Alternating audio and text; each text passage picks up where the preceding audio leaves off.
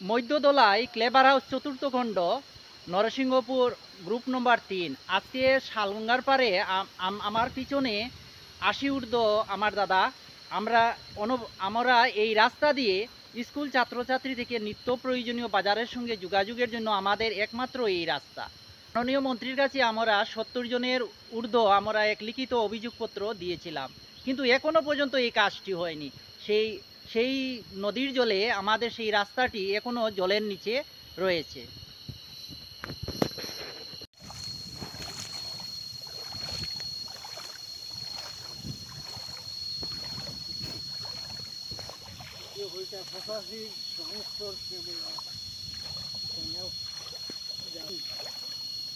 হ্যাঁ, চপ্পল আছে তো। ও তো জল আঁটুর সমান জল, কেমনে যাইতে চাই? নিচে যদি খাটা উঠা থাকে ইউটিউব উপরে। এই জায়গাটা সবচেয়ে বেশি জল কিন্তু। হ্যাঁ, আমার আঁটু ডুবি যা। বাপরে বাপরে।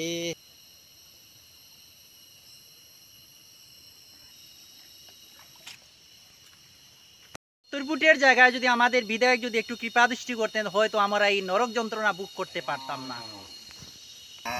আর ঠিক আমার পিছনে 18 টিলা রোড। এই সামান্য অংশটুকুর জন্য আমরা দীর্ঘদিন থেকে ভোগান্তির শেষ নেই।